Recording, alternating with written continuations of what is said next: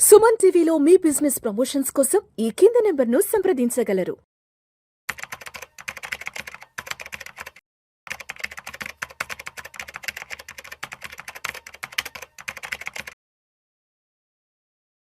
నమస్తే, welcome to Suman TV. నేను విష్ణు. ప్రస్తుతం నాతో పాటు ఇన్వెస్ట్మెంట్ బ్యాంకర్ గణేష్ అట్లూరి గారు ఉన్నారు. సార్తో మాట్లాడదాం. గణేష్ గారు నమస్తే సార్. నమస్తే అండి. Welcome to Suman TV and welcome to Vishnu talks. Thank you అండి. సో గణేష్ గారు, మొత్తానికి ఇండియన్ స్టాక్ మార్కెట్స్లో కొద్దిగా ఒక బుల్లిష్ ర్యాలీ అయితే స్టార్ట్ అయిందేమో అన్న సంకేతాలు కొంత స్పష్టంగా తెలుస్తోంది. ఎందుకంటే ఎఫ్ఐలు మన ఇండియన్ మార్కెట్స్కి మళ్ళా కంబ్యాక్ అవుతున్నారు. వై? బికాస్ సౌత్ కొరియన్ మార్కెట్స్లో క్రాష్ రావడం వల్ల మన ఇండియన్ మార్కెట్స్లోకి పెద్ద ఎత్తున ఇన్వెస్ట్మెంట్స్ ప్రవాహం నడుస్తోందంటూ కూడా మనకి వార్తలు వస్తున్నాయి. దానికి తగ్గట్టుగానే మన మార్కెట్లు కూడా ప్రతిరోజు ఒక 500 పాయింట్లు, ఒక 400 పాయింట్లు పాజిటివ్గానే క్లోజ్ అవుతున్నాయి. ఎస్, అంటే మొత్తానికి ఇండియన్ మార్కెట్స్కి మంచి రోజులు రాబోతున్నాయి అంటారా? గత 2 సంవత్సరాల నుంచి మార్కెట్లను పట్టి పీడిస్తున్న ఒక నెగటివ్ ఏదైతే ఉందో ఇదంతా వదిలిపోయి మార్కెట్లు మళ్ళీ అప్రతిహాతంగా ముందుకు వెళ్ళడానికి ఎఫ్ఐలు మన మార్కెట్లోకి రాబోతున్నారంటారా? ఇక్కడ ఒక 3-4 విషయాలు ఉన్నాయి విష్ణు గారు మనం మాట్లాడితే. ఒకటి, ఎఫ్ఐఎల్ వచ్చే ముందు అంటే ఒకప్పుడు వెళ్ళిపోయారనే కదా. ఎఫ్ఐఎల్ మనకి లాస్ట్ 1.5 ఇయర్ కంటిన్యూస్గా అమ్ముతూనే ఉన్నారు. ఎఫ్ఐఎస్ యొక్క అవుట్ఫ్లోని మన మార్కెట్లో అబ్జర్వ్ చేసుకున్నాయిగా, తట్టుకున్నాయిగా. ఇదే మీకు ఒక 5 ఏళ్ల క్రితం, ఒక 10 ఏళ్ల క్రితం ఎఫ్ఐఎల్ అమ్మితే మార్కెట్ లోయర్ సర్క్యూట్లు పడే అంత డీప్ కరెక్షన్ వచ్చేది. కానీ ఎఫ్ఐఎస్ కంటిన్యూస్గా ఎవ్రీ మంత్ మనకు అమ్ముతూనే వచ్చారు. ఎంత అమ్మినా కూడా మన మార్కెట్లో అబ్జర్వ్ చేసుకున్నాయి. బట్ ఇక్కడ డిఏఎల్ సపోర్ట్ చేస్తున్నారు. అదే మార్కెట్లో మనకి మ్యూచువల్ ఫండ్ రూపంలో కంటిన్యూస్గా మనం లాస్ట్ 6 ఇయర్స్ నుంచి చూసుకుంటే ఎవ్రీ ఇయర్ మనకి బుక్ పెరుగుతూనే వచ్చింది. రైట్. సో వాళ్ళు ఎంతైనా అమ్మనండి, మన వాళ్ళు అబ్జర్వ్ చేసుకుంటున్నారు.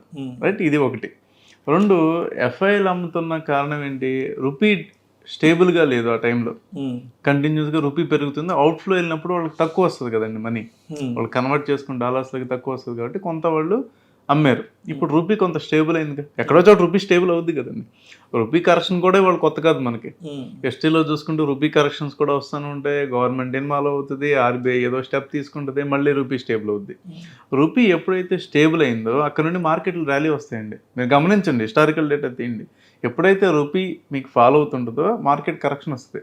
రూపీ స్టేబుల్ అయినప్పుడు మళ్ళీ మీకు మీరు అన్నట్టు ఇందాడన్నట్టు ఎఫ్ఐఎస్ ఇన్ఫ్లో మళ్ళీ స్టార్ట్ అయిపోద్ది. అయితే ఇక్కడ మనకి మన మార్కెట్లు సినారియో చూసుకుంటే లాస్ట్ 1.5 ఇయర్ నుండి ఒకటి వార్లను తట్టుకున్నాయి, అతిపెద్ద ట్రంప్ని తట్టుకున్నాయి, టారిఫ్లను తట్టుకున్నాయి. ఓకే, తర్వాత మన రూపీ డిప్రిషియేషన్ తట్టుకున్నాయి, ఎఫ్ఐఎస్ అవుట్ఫ్లోని తట్టుకున్నాయి మార్కెట్లు. ఇవన్నీ తట్టుకుని మార్కెట్లు ఈ స్టేజ్లో ఉన్నాయి. ఓకే, వీటికి అన్నిటికన్నా ముందు ఓవర్ వాల్యుయేషన్ అనేది కూడా కొంత మన మార్కెట్లో నడిచింది. ఇప్పుడు లార్జ్ క్యాప్స్ ఏవైతే లార్జ్ క్యాప్స్ ఉన్నాయో అవి రీజనబుల్ వాల్యుయేషన్కి వచ్చినాయి అనేది ఇప్పుడు ఇండస్ట్రీలో ఉన్నటువంటి ఒక గుడ్ పాయింట్. ఎందుకు? ఎఫ్ఐఎస్ ఎక్కువ హోల్డింగ్ అంతా కూడా లార్జ్ క్యాప్స్లోనే ఉంటుంది. సో లార్జ్ క్యాప్స్ అమ్ముతున్న కొద్దీ మన వాళ్ళు దాన్ని పట్టుకున్నారు. లార్జ్ క్యాప్స్లో కొంత కరెక్షన్ కూడా వచ్చింది. సో అలా చూసుకుంటే స్టాక్ పరంగా వాల్యుయేషన్ బాగుంది. ఇన్ని జర్కులన్నింటినీ తట్టుకుని మార్కెట్లు ఈ స్టేజ్లో నిలబడ్డాయి. ఓకే, ఇప్పుడు ఎఫ్ఐఎస్ ఇన్ఫ్లో కనుక మొదలైంది అనుకోండి, మార్కెట్స్లో డెఫినెట్గా ర్యాలీ అనేది మనం చూస్తాం. అది అంటే ఆల్మోస్ట్ ఒక జూలై నెలలోనే 20,200 కోట్ల క్యాష్ ఇన్ఫ్లో ఇండియన్ స్టాక్ మార్కెట్స్కి ఇచ్చారు కదా. అంటే ఇక్కడ ఇంకొక పెద్ద డిస్కషన్ కూడా ఏమి నడుస్తుందంటే, ఎఫ్ఐలు మళ్ళీ మార్కెట్స్లో కంబ్యాక్ ఇచ్చారు కాబట్టి అటు ఎఫ్ఐలు డిఐలు పెద్ద ఎత్తున పలానా సెక్టార్స్లో లేదా పలానా స్టాక్స్లో పలానా కంపెనీస్లో పెద్ద ఎత్తున ఇన్వెస్ట్ చేస్తున్నారంటూ కూడా కొన్ని కథనాలు వస్తున్నాయి, వార్తా కథనాలు. మనకి పబ్లిక్ డొమైన్లో ఉంది. ఇంకోటి, మనం కూడా ఇప్పుడు ఇది వ్యూవర్స్ ఎవరైతే ఉన్నారో ఇది ఎడ్యుకేషన్ పర్పస్ అండి. దీన్ని బట్టి మనం డెసిషన్ తీసుకోవద్దు. ఎందుకంటే this is the information we're giving and we're analyzing the information. So అది మీరు గుర్తుపెట్టుకోండి. ప్రేక్షకులు కూడా మా నుంచి విజ్ఞప్తి అండి, ఇప్పుడు మాట్లాడుతున్న డిస్కషన్ ఇది ఎటువంటి రికమెండేషన్స్కి సంబంధించింది కాదు. This is only for the education and knowledge sharing పర్పస్గా మాత్రమే దీని గురించి మాట్లాడుతాం. దయచేసి ప్రేక్షకులు గమనించుకోరు. ఇక్కడ ఎటువంటి కంపెనీస్ని కానీ స్టాక్స్ని కానీ రికమెండ్ చేసే ఉద్దేశం అయితే లేదు. పెట్టుబడులు పెట్టే ముందు మీ అడ్వైజర్ని సంప్రదించి వారి తుది సలహా మేరకు మాత్రమే మీరు పెట్టుబడులు పెట్టుకోండి దయచేసి. ఎస్ గణేష్ గారు. ఇప్పుడు ఏంటంటేనండి ఎఫ్ఐఎస్ వచ్చినప్పుడు అంటే ఇక్కడ మనం ఒకటి గమనించాలి, ఎఫ్ఐఎస్ వెళ్ళేటప్పుడు ఏ కంపెనీలో ఉండి వెళ్ళారో వచ్చేటప్పుడు అదే కంపెనీలో పెట్టరు కదండి. డెఫినెట్గా కదా థీమ్ మారుతుంటుంది, కంపెనీస్ మారుతుంటాయి. ఇప్పుడు ఒకసారి మనం లిస్ట్ గమనించినట్టయితే లిస్ట్ నేను మీకు చూద్దామండి. రీసెంట్ గా ఎవరైతే పబ్లిక్ డొమైన్ ఆర్టికల్స్ లిస్ట్ చూస్తే వాళ్ళు ఇంక్రీజ్ చేసింది అదానీ పవర్ లో ఇంక్రీజ్ చేశారు, JSW steel, Adani green energy, Torrent pharma, Groww, IREDA, IREDA, ACME solar, HFCL, JSW energy, Meesho, Angel One, IndusInd bank, NTPC green energy, Sterlite technologies, Himadri special chemicals. అంటే ఓవరాల్ గా మీకు ఏంటంటే ఒక థీమ్ బేస్ వాళ్ళు వెళ్ళారు అనేది మనకు అర్థమవుతుంది. అంటే ఎనర్జీ ఆర్ గ్రీన్ ఎనర్జీ. ఇప్పుడు మీరు చెప్పిన దాంట్లో ఆల్మోస్ట్ కొంత గ్రీన్ ఎనర్జీ మీద కొంత మేజర్ ఫోకస్ పెట్టారేమో అనిపిస్తుంది కదా, ఈ సోలార్ అండ్ గ్రీన్ ఎనర్జీ మీద. Consumption and energy, consumption energy, ఈ రెండు ఇప్పుడు మనకి main theme. So domestic consumption versus energy themes. So ఆ థీమ్ లోకి ఫ్లో ఎక్కువ వస్తుందండి ఇప్పుడు. ఎందుకంటే ఇన్ఫ్రాస్ట్రక్చర్ మీద మనం ఎప్పుడూ అయినా గుర్తుపెట్టుకునే విషయం గారు, మనం కంట్రీస్ స్టడీ చేసినప్పుడు మీరు US 3 ట్రిలియన్ ఆర్ 4 ట్రిలియన్ నుండి 10 ట్రిలియన్స్కి వెళ్ళినప్పుడు, అలాగే చైనా మనకన్నా ఒక 10 ఏళ్ల ముందు ఆ జర్నీ స్టార్ట్ అయింది కదండి, 4-5 ట్రిలియన్ ఆర్ 3 ట్రిలియన్ నుండి 10 ట్రిలియన్. ఈ జర్నీలో ఇన్ఫ్రాస్ట్రక్చర్ బాగా అవసరం ఉంది. ఈ జర్నీలో పవర్ కన్జంప్షన్ ఎక్కువ ఉంటుంది. ఈ జర్నీలో ఎనర్జీకి సంబంధించి ఎనర్జీ లేని ఏది నడవదు కదండి. ఇంకా అప్పటికి మీకు ఇంకా ఈవీ థీమే లేదు, ఇప్పుడు ఈవీ థీమ్ వచ్చింది కొత్తగా. సో ఈ ఎనర్జీ సెక్టర్ అనేది మేజర్ ప్లే చేస్తుంది, రోల్ ప్లే చేస్తుంది. ఈ ఎనర్జీ సెక్టర్స్లో ఏవైతే అట్రాక్షన్ ఉంటాయి వాళ్ళకి వాల్యుయేషన్స్ అందులోకి వెళ్ళిపోతున్నారండి, అందులోకి FIS ఫ్లోస్ వస్తుంది. అలాగే కన్జంప్షన్ బేస్డ్ స్పెషాలిటీ కెమికల్స్ ఎక్కడ వాడతారు? ఈవీ బ్యాటరీస్లో. ఈవీ బ్యాటరీకి సంబంధించిన ఏదైతే స్పెషాలిటీ కెమికల్స్ ఉన్నాయో that is a theme. Right.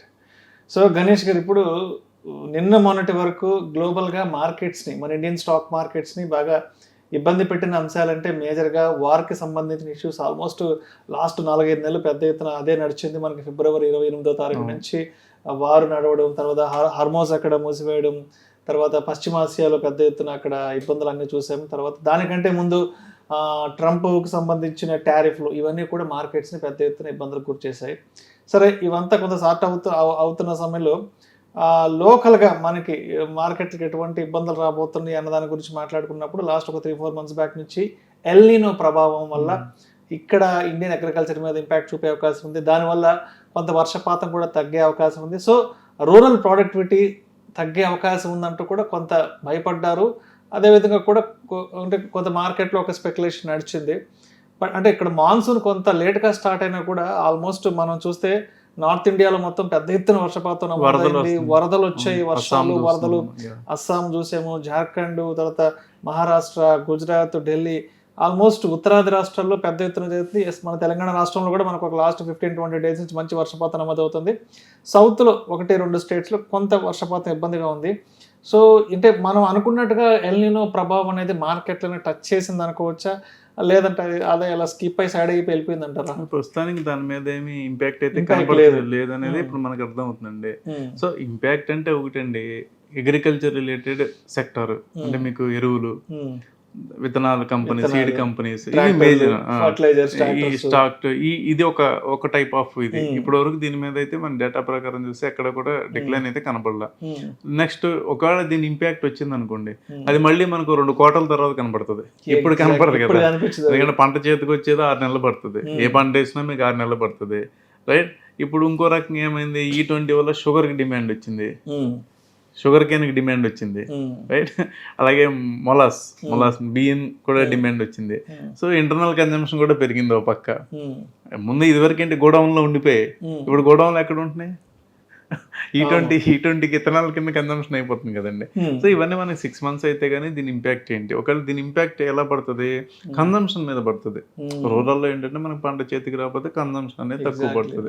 So consumption impact 6 months తర్వాత ఉంటుంది. కంపెనీస్, దాని రిలేటెడ్ కంపెనీస్ ఏవైతే ఉన్నాయో అవి మనకి ఇప్పుడు ఈ క్వార్టర్ చూడాలండి. ఇప్పుడు వరకు అయితే మనం ఎక్కడ డేటా ప్రకారం అయితే ఎక్కడ మనకి డిక్లైన్. అంటే మొత్తానికి ఎల్ నీనో ఇంపాక్ట్ అనేది మార్కెట్లను టచ్ చేసిందా లేదా అనేది అట్లీస్ట్ ఒక 6 మంత్స్ తర్వాత, ఎందుకంటే ఇప్పుడు నాటిన పంట అంతా కూడా మనకు ఒక 6 నెలలకు 8 నెలలకు మొత్తానికి మార్కెట్లో గిడ్డంగంలోకి వస్తుంది కాబట్టి సో పంట దిగుబడి తగ్గిందా లేదంటే అట్లే సస్టైన్ అవుతుందా ఏంటంటే మనకు ఒక 6 to 8 months తర్వాత కొంత గ్రాఫ్ అయితే కనిపించే అవకాశం తెలుస్తుంది. కన్జంప్షన్ వేలో తెలుస్తుంది మనకి 2 quarters అనుకోండి, 2 quarters తర్వాత.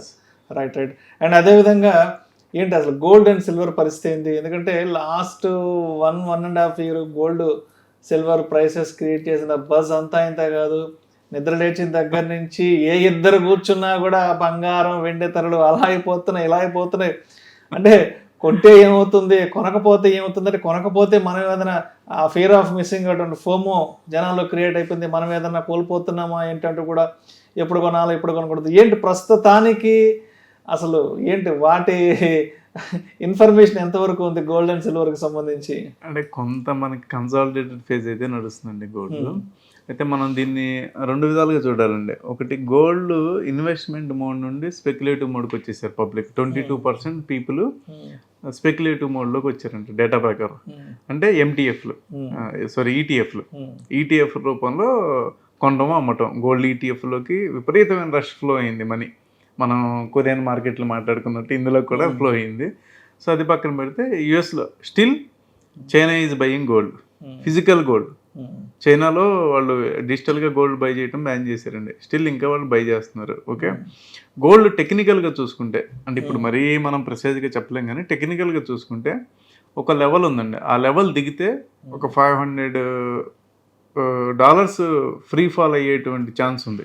అంటే దిగుతుందా లేదా మనకు తెలియదు, కానీ దిగితే మాత్రం ఫ్రీ ఫాల్ ఒక 400 to 500 points ఫ్రీ ఫాల్ ఉంది. ఎందుకంటే ర్యాలీ మనం చూస్తే అక్కడ నుండే ర్యాలీ వచ్చిందండి. సపోర్ట్ లెవెల్ చూసుకుంటే అక్కడ నుండే మీకు $600 కంటిన్యూస్గా పెరిగింది ర్యాలీ యుఎస్ మార్కెట్లో చెప్తున్నాను.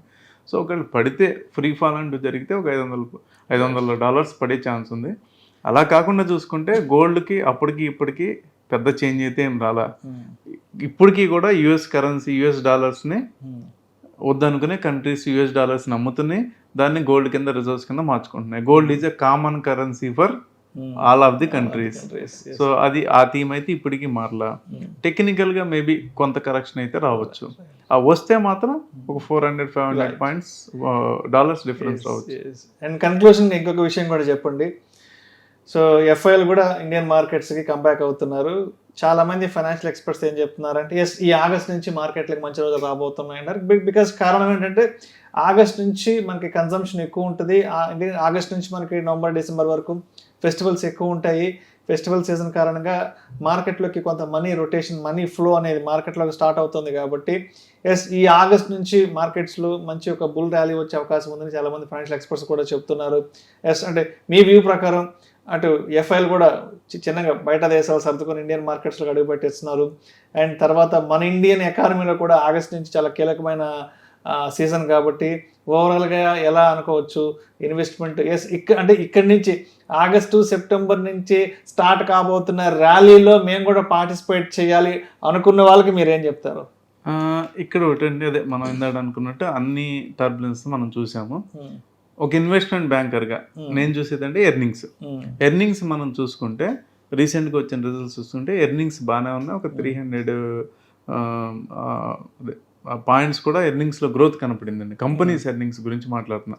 సో కంపెనీస్ ఎర్నింగ్స్ స్టేబుల్గా ఉన్నాయి అండ్ గ్రోత్ కనపడుతుంది. ఎఫ్ఐఎస్ కూడా ఇది అట్రాక్షన్గా ఉంది. వాళ్ళ పోర్ట్ఫోలియోలో దీన్ని యాడ్ చేద్దాం అనుకుంటున్నారు. కాబట్టి సెలెక్టివ్ సెక్టార్స్ అనేది అవుట్ పెర్ఫార్మ్ చేసేటువంటి ఛాన్స్ అయితే ఉందండి. ఆ సెలెక్టివ్ సెక్టర్స్ ఏంటనేది కొంత రీసెర్చ్ చేసుకుని ఎవరికి వాళ్ళు లేదా వాళ్ళ అడ్వైజర్లను అడిగి తెలుసుకోవటం మంచిది. ఆ సెలెక్టివ్ సెక్టర్స్లో బాగుంటుంది అనేది నా ఒపీనియన్ అండి. Right sir. Thank you sir. Thank you so much Ganesh Atluri గారు. ప్రజెంట్ ఇండియన్ మార్కెట్ సినారీ ఎలా ఉండబోతుంది, అదేవిధంగా ఎఫ్ఐఎస్ కంబ్యాక్తో రానున్న రోజుల్లో ఇండియన్ మార్కెట్స్ ఎటువంటి పెర్ఫార్మెన్స్ ఇచ్చే అవకాశం ఉంది, అండ్ పెట్టుబడులు పెట్టడానికి మార్కెట్లోకి ఎంట్రీ తీసుకోవడానికి ఇది సరైన సమయమా కాదా అన్న దాని గురించి చాలా చక్కగా మన ఆడియన్స్తో షేర్ చేసుకున్నాం. Thank you so much sir. Thank you అండి.